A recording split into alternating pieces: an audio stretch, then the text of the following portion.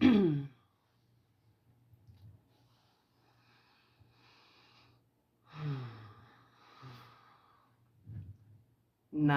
of May. My dearest Lucy, forgive my long delay in writing, but I have been simply overwhelmed with work. The life of an assistant schoolmistress is sometimes trying. I am longing to be with you and by the sea, where we can talk together freely and build our castles in the air. I have been working very hard lately because I want to keep up with Jonathan's studies. And I have been practicing shorthand very audaciously. When we are married, I shall be able to be useful to Jonathan, and if I can stenograph well enough, I can take down what he wants to say in this way and write it out for him on the typewriter, at which I am also practicing very hard.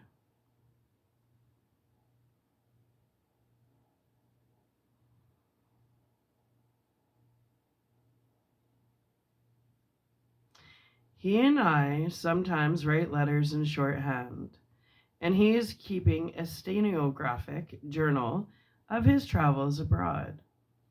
When I am with you, I shall keep a diary in the same way. I don't mean one of those 2 pages to the week with Sunday squeezed in at corner diaries, but a sort of journal which I can write in whenever I feel inclined. I do not suppose there will be much of interest to other people, but it is not intended for them. I may show it to Jonathan some day if there is in it anything worth sharing.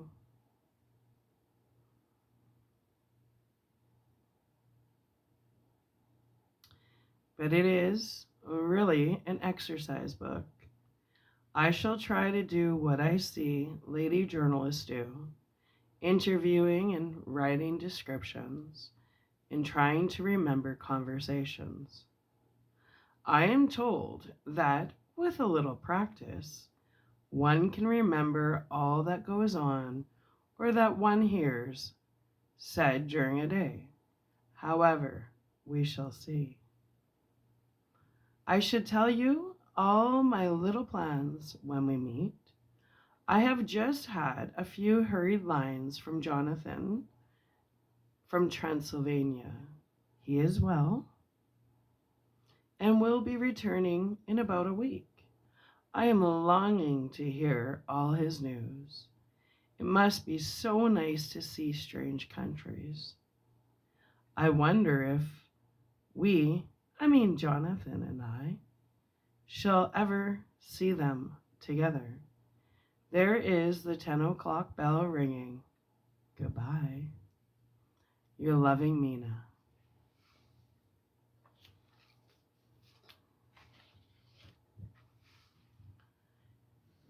Tell me all the news when you write. You have not told me anything for a long time. I hear rumors, especially of a tall, handsome, curly-haired man. Letter, Lucy, Westenra, to Mina Murray. My dearest Mina, I must say you tax me very unfairly with being a bad correspondent. I wrote to you twice since we parted, and your last letter was only your second. Besides, I have nothing to tell you. There is really nothing to interest you. Town is very pleasant just now, and we go a good deal to picture galleries and for walks and rides in the park. As to the tall, curly-haired man, I suppose it was the one who was with me at the last pop. Someone has evidently been telling tales. That was Mr. Holmwood. He often comes to see us, and he and Mamma get on very well together. They have so many things to talk about in common. We met some time ago a man that would just do for you, if you were not already engaged to Jonathan. He is an excellent party, being handsome, well off, and of good birth. He is a doctor and really clever, just fancy. He is only 29, and he has an immense lunatic asylum all under his own care. Mr. Holmwood introduced him to me, and he called here to see us, and often comes now. I think he is one of the most resolute men I have ever saw, and yet the most calm. He seems absolutely imperturbable. I can fancy what a wonderful power he must have over his patients. He has a curious habit of looking one straight in the face, as if trying to read one's thoughts. He tries this on very much with me, but I flatter myself he has got a tough nut to crack. I know that from my glass. Do you ever try to read your own face? I do, and I can tell you it is not a bad study, and gives you more trouble than you can well fancy if you have never tried it.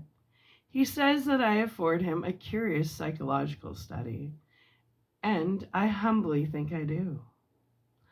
I do not, as you know, take sufficient interest in dress to be able to describe the new fashions. Dress is a bore. That is slang again, but never mind. Arthur says that every day. There, it is all out. Mina, we have told all of our secrets to each other since we were children. We have slept together and eaten together and laughed.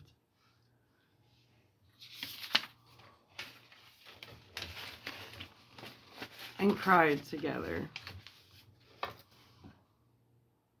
And now, though I have spoken, I would like to speak more. Oh, Mina, couldn't you guess? I love him. I am blushing as I write, for although I think he loves me, he has not told me so in words. But oh, Mina, I love him, I love him, I love him. There, that does me good. I wish I were with you, dear, sitting by the fire and dressing as we used to sit, and I would try to tell you what I feel. I do not know how I am writing this even to you. I am afraid to stop, or I should tear up this letter. And I don't want to stop, for I do want to tell you all. Let me hear from you at once, and tell me all that you think about it. Mina, I must stop. Good night. Bless me in your prayers, and Mina, pray for my happiness. Lucy. P.S. I need not tell you this is a secret. Good night again, L. Letter, Lucy, Westenra, to Mina Murray, 24th of May. My dearest Mina, thanks, and thanks, and thanks again for your sweet letter. It was so nice to be able to tell you and to have your sympathy. My dear, it never rains but it pours. How true the old proverbs are. Here am I, who will be 20 in September, and yet I have never had a proposal till today. Not a real proposal, and today I have had 3. Just fancy. 3 proposals in one day. Isn't it awful? I feel sorry, really and truly sorry, for 2 of the poor fellows. Oh, Mina, I am so happy that I don't know what to do with myself. And 3 proposals, but for goodness sake, don't tell any of the girls, or they would be getting all sorts of extravagant ideas and imagining themselves injured and slighted if in their very first day at home they did not get 6 at least. Some girls are so vain. You and I, Mina dear, who are engaged, are are going to settle down soon, soberly into old married woman, can despise vanity. Well, I must tell you about the 3, but you must keep it secret. Dear, for everyone, except, of course, Jonathan. You will tell him, because I would if I were in your place.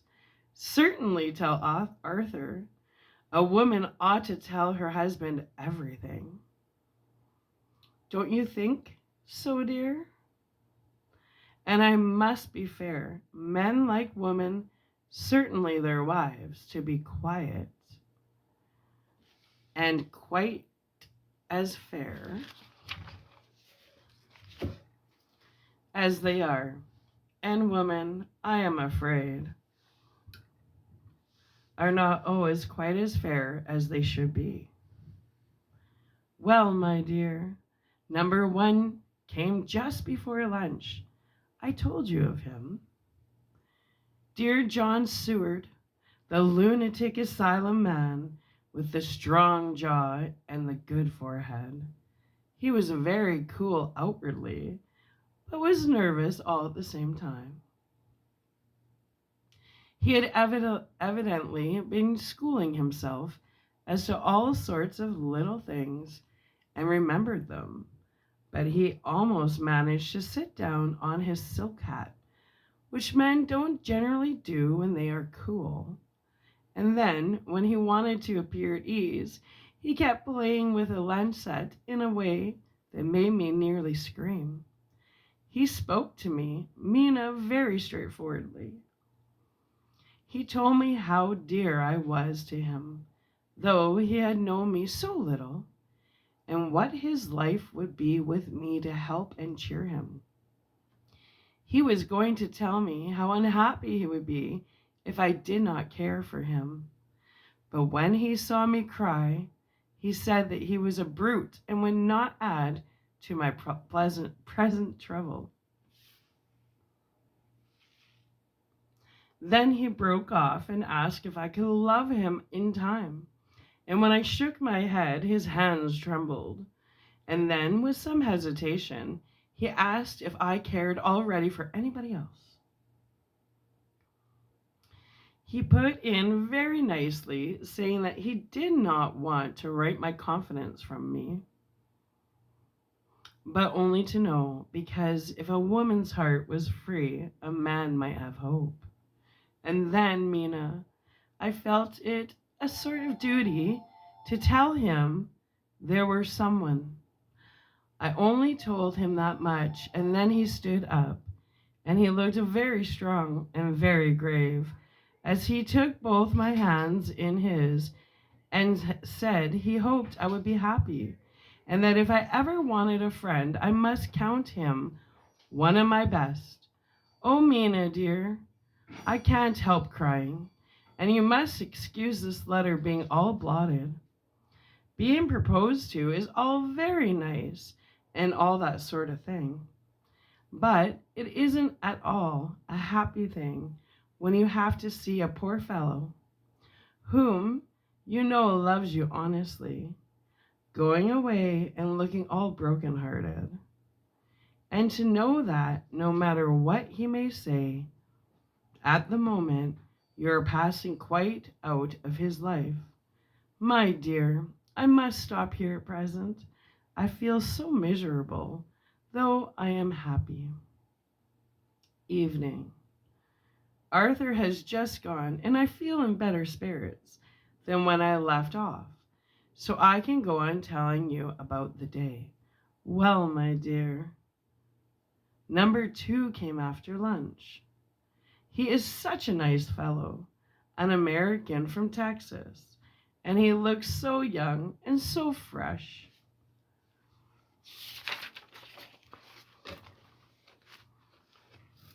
That it seems almost impossible that he has been to so many places and has had such adventures.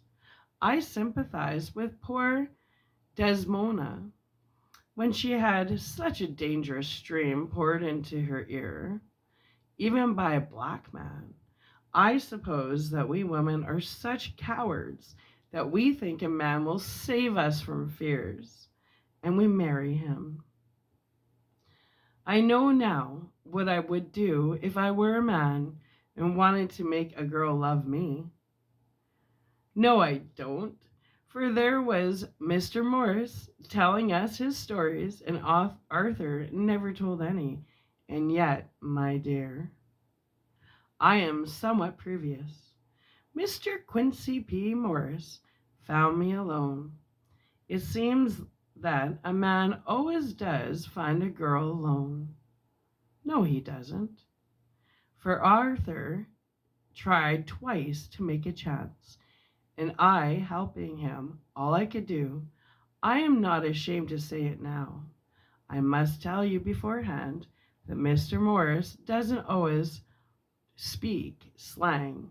That is to say, he never does so to strangers or before them, for he is really well educated and has exquisite manners. But he found out that it amused me to hear him talk American slang, and whenever I was present and there was no one to be shocked, he said such funny things. I am afraid, my dear, he has to invent it all, for it fits exactly into whatever else he has to say. But this is a way slang has. I do not know myself if I shall ever speak slang. I do not know if Arthur likes it, and I have never heard him use any as yet. Well, Mr. Morris sat down beside me and looked as happy as jolly as he could be.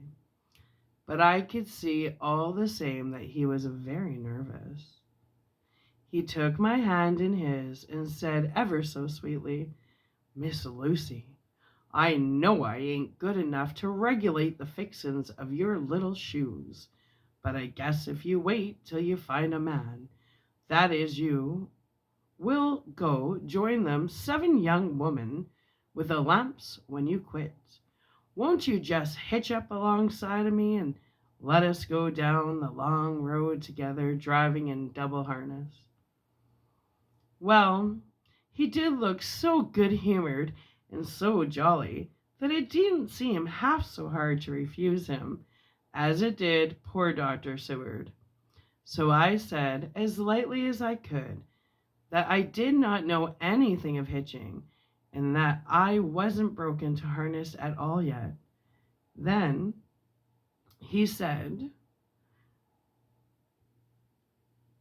that he had spoken in a light manner, and he hoped that if he had made a mistake in doing so on so grave, so momentous an occasion for him, I would forgive him. He rarely did look serious when he was saying it, and I couldn't help feeling a bit serious, too. I know, Mina, you will think of me a horrid flirt, though I couldn't help feeling a sort of exaltation that he was number 2 in one day. And then, my dear, before I could say a word, he began pouring out a perfect torrent of love-making, laying his very heart and my soul at my feet. He looked so earnest over it that I shall never again think that a man must be playful always.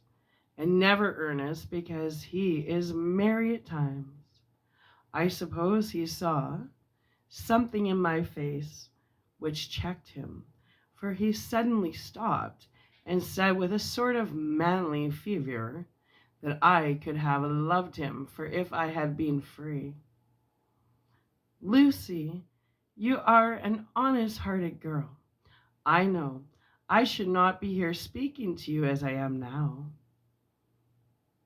if I did not believe you clean grit right through to the very depths of your soul. Tell me, like one good fellow to another, is there anyone else that you care for? And if there is, I'll never trouble you a hair's breadth again, but will be, if you will let me, a very faithful friend. My dear Mina, why are men so noble when we women are so little worthy of them? Here was I almost making fun of this great-hearted, true gentleman. I burst into tears. I am afraid, my dear, you will think this is a very sloppy letter in more ways than one, and I rarely felt very badly. Why can't they let a girl marry 3 men, or as many as we want, and save all this trouble? But this is heresy, and I must not say it. I am glad to say that, though I was crying, I was able to look into Mr. Morris's brave eyes, and I told him out straight, yes, there is someone I love, though he has not told me yet that he even loves me. I was right to speak to him so frankly, for quite a light came into his face, and he put out both his hands and took mine. I think I put them into his, and he said in a hearty way, that's my brave girl. It's better worth being late for a chance of winning you than being in time for any other girl in the world. Don't cry, my dear. If it's for me, I'm a hard nut to crack, and I take it standing up. If that other fellow doesn't know his happiness, well, he better look for it soon, or he'll have to deal with me. Little girl, your honesty and pluck have made me a friend, and that's rarer than a lover. It's more unselfish anyway. My dear, I'm going to have a pretty lonely walk between this and kingdom come. Won't you give me one kiss? It'll be something to keep off the darkness now and then. You can, you know, if you like, for the other good fellow. He must be a good fellow, my dear.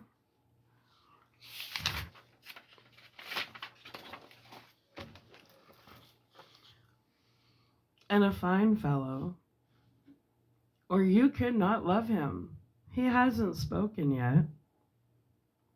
That quite won me, Mina, for it was brave and sweet of him, and noble, too. To a rival, wasn't it? And he said, so sad. So I leaned over and kissed him. He stood up with my 2 hands in his, and as he looked down into my face, I am afraid I was blushing very much. He said, little girl, I hold your hand, and you've kissed me, and if these things don't make us friends, nothing ever will. Thank you for your sweet honesty to me, and goodbye.